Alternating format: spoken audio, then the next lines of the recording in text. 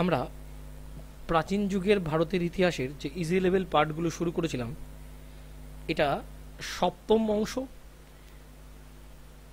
এর আগের পার্টে আমরা মৌর্য পরবর্তী যে রাজবংশ ছিল সেই রাজবংশগুলো নিয়ে আলোচনা করেছি। এবার সবচেয়ে গুরুত্বপূর্ণ রাজবংশ মধ্যযুগের প্রাচীন যুগের ভারতের ইতিহাসের যে গুরুত্বপূর্ণ রাজবংশ, যাকে প্রাচীন যুগের ইতিহাসের স্বর্ণযুগ বলা হয়, সেই গুপ্ত বংশ নিয়ে আমরা আলোচনা আজকে শুরু করতে চলেছি। তো দেখা যাক গুপ্ত বংশে কী কী জিনিস তোমাদের পড়তে হবে, একবার দেখে নাও। দেখো, গুপ্ত বংশের প্রতিষ্ঠাতা ছিলেন শ্রীগুপ্ত। শ্রীগুপ্তর পরবর্তী রাজা ছিলেন ঘটোৎকচ গুপ্ত। তার পরীক্ষার প্রশ্ন আসে গুপ্ত বংশের প্রতিষ্ঠাতাকে, আনসার হবে শ্রীগুপ্ত। এইবার দেখি গুপ্ত বংশের আরেকজন গুরুত্বপূর্ণ রাজা, তিনি কে? প্রথম চন্দ্রগুপ্ত। 319 এডি থেকে 335 এডি পর্যন্ত রাজত্ব করেছিলেন। উনি ছিলেন গুপ্ত বংশের প্রথম গুরুত্বপূর্ণ রাজা, first important chief of Gupta dynasty, যেটাকে চন্দ্রগুপ্ত বা প্রথম চন্দ্রগুপ্ত। তিনি গুপ্তাব্দ শুরু করেন। আমরা অব্দ এখনো পর্যন্ত 3টে পেয়েছি, একটা বিক্রম সংবাদ, একটা শকাব্দ, একটা গুপ্তাব্দ। দেখো 3টে অব্দ কি কি আমি একবার লিখি। এই যে 3টে অব্দ, একটা হচ্ছে বিক্রম সংবাদ, শকাব্দ। শকাব্দটা পরীক্ষায় আসে 78 এডিতে শুরু হয়েছে। গুপ্তাব্দ শুরু হয়েছিল 319 থেকে 320 এডির মধ্যে। এই প্রথম চন্দ্রগুপ্ত লিচ্ছবি বংশের রাজকন্যা কুমার দেবীকে বিয়ে করেন। এই লিচ্ছবি একটা খুবই গুরুত্বপূর্ণ রাজবংশ। মাঝে মাঝে এই সঙ্গে লিচ্ছবিটা নিয়ে কিন্তু পরীক্ষার প্রশ্ন আসা যাওয়া করে।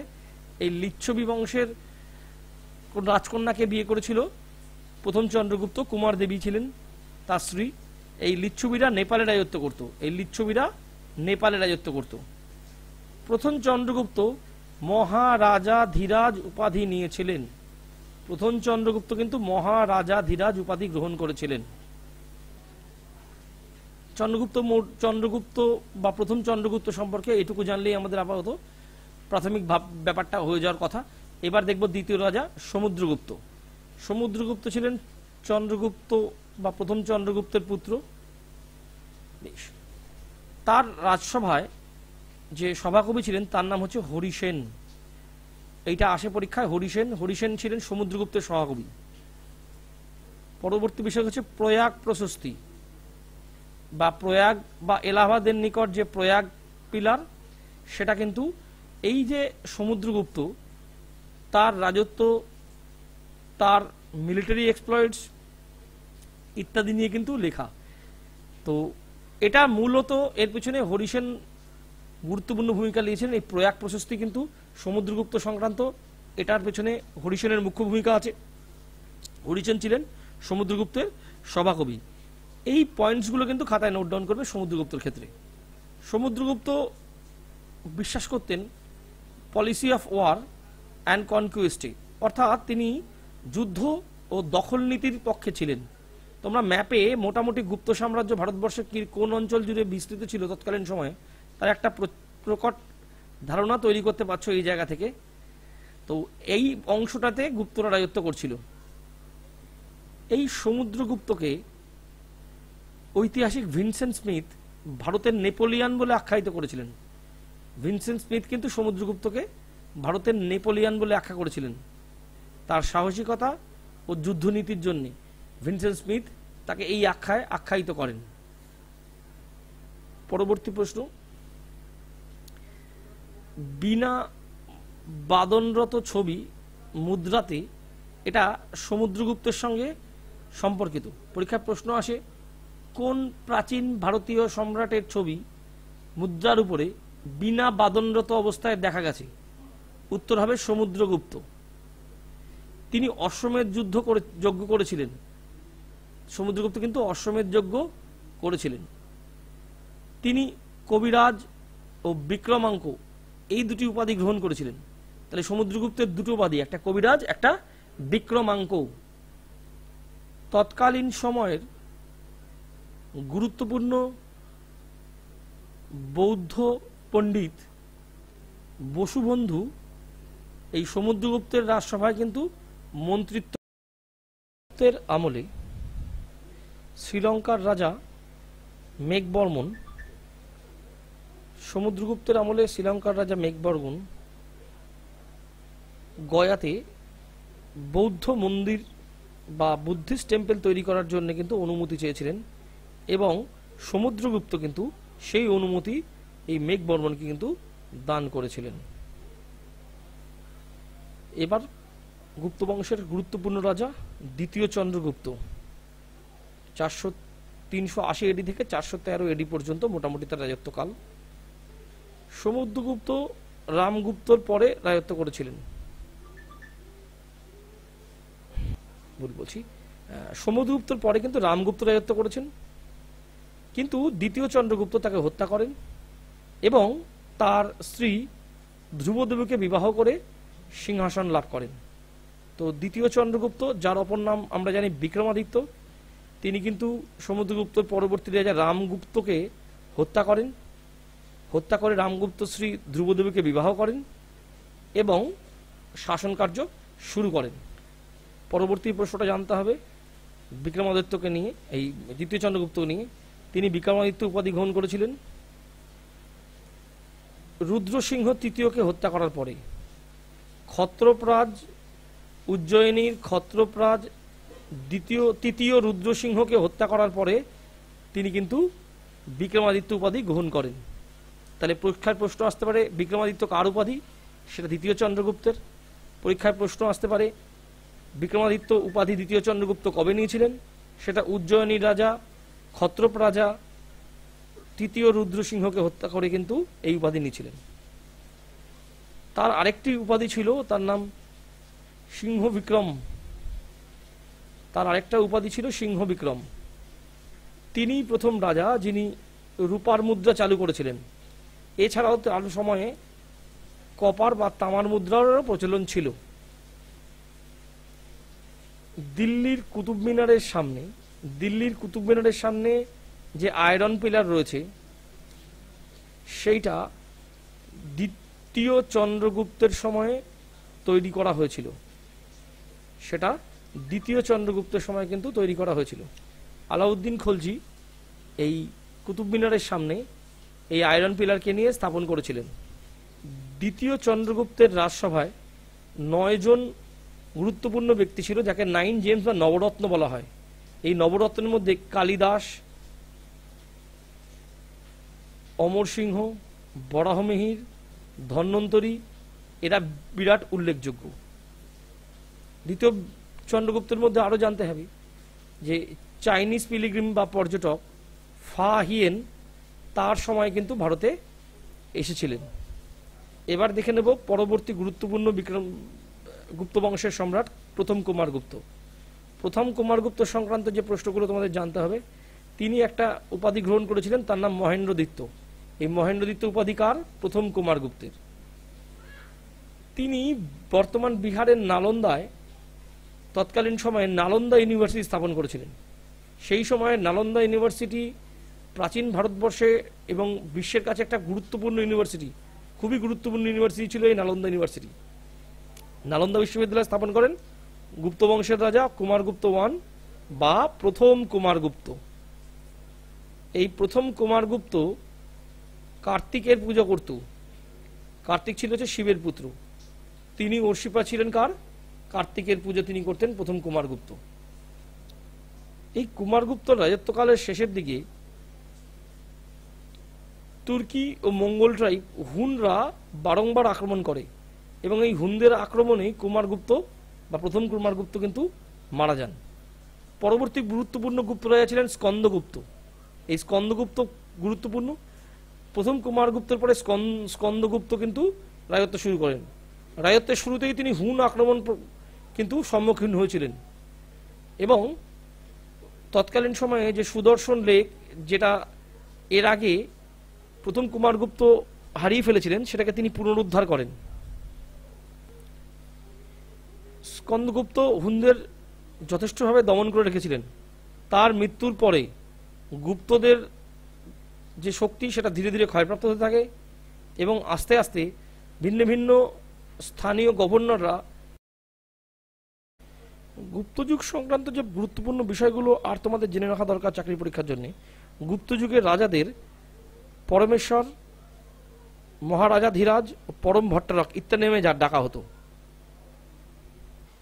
এই গুপ্তরাই তৎকালীন সময়ে সবচেয়ে বেশি গোল্ড কয়েন কিন্তু ইস্যু করেছিল, যার নাম ছিল দিনার। এছাড়া গুপ্তযুগের যে সিলভার কয়েন তার নাম ছিল রুপাইয়া কাস।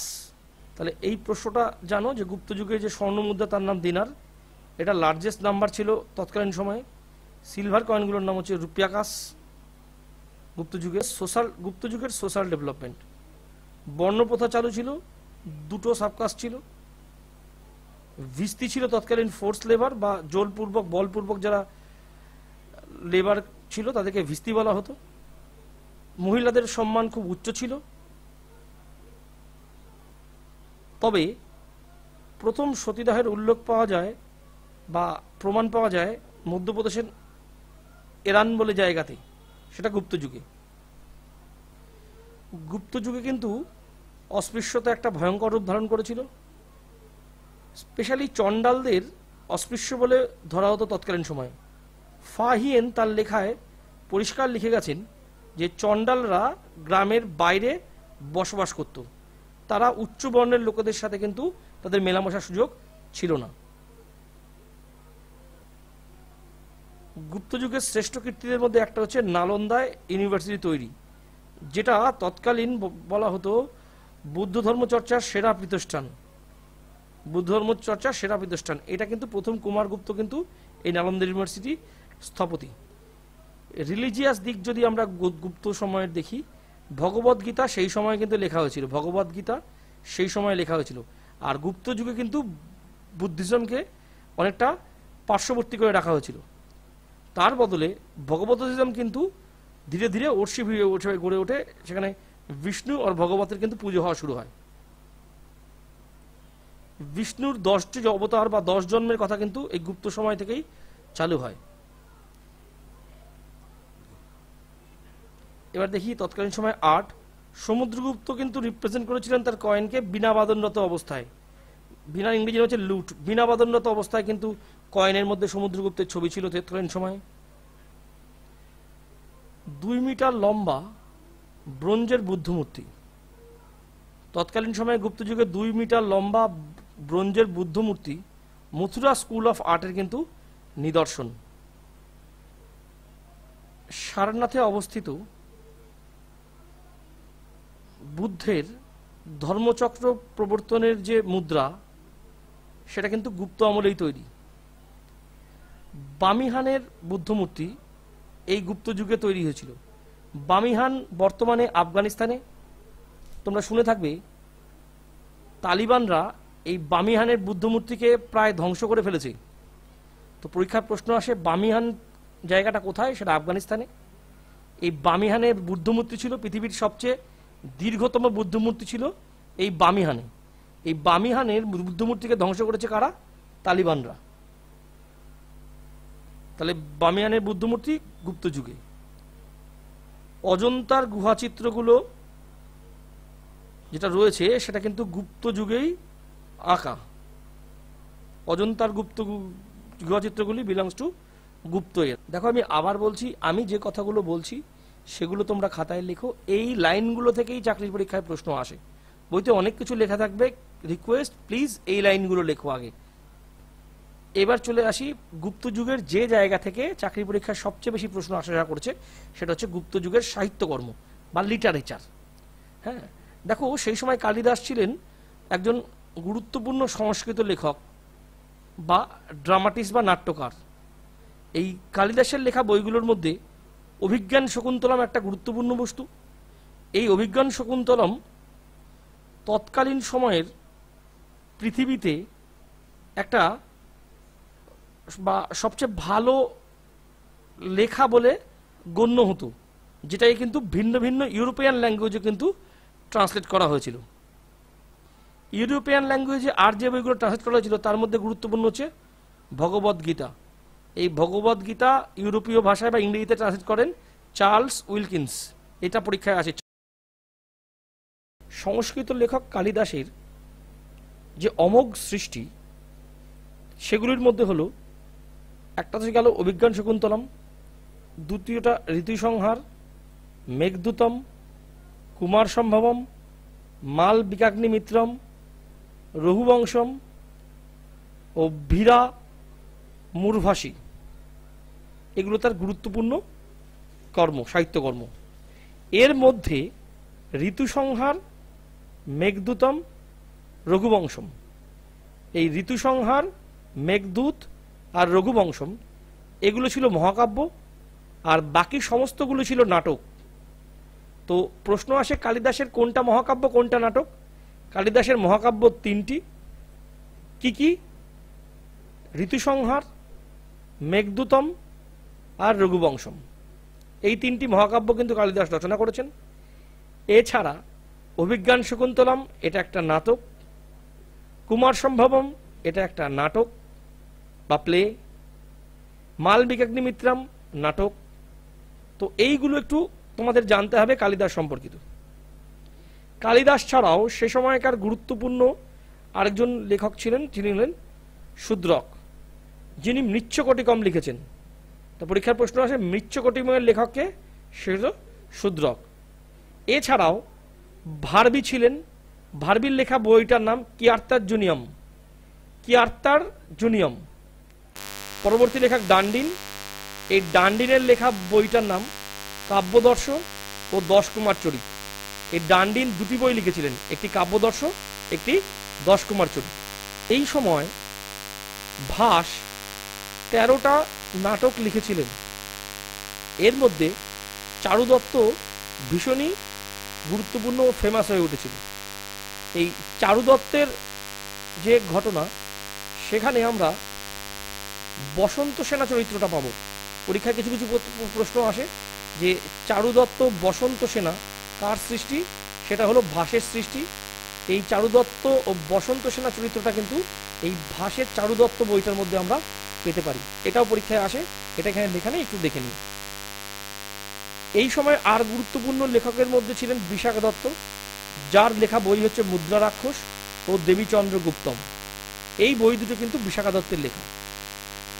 পরবর্তী লেখক বিষ্ণু শর্মা, খুবই গুরুত্বপূর্ণ, পঞ্চতন্ত্র হিতোপদেশ, এই বই দুটি কিন্তু লিখেছিলেন বিষ্ণু শর্মা। বিশেষ করে পঞ্চতন্ত্র কথা কিন্তু পরীক্ষায় খুব আসে। এই পঞ্চতন্ত্র রচয়িতা কিন্তু বিষ্ণু শর্মা।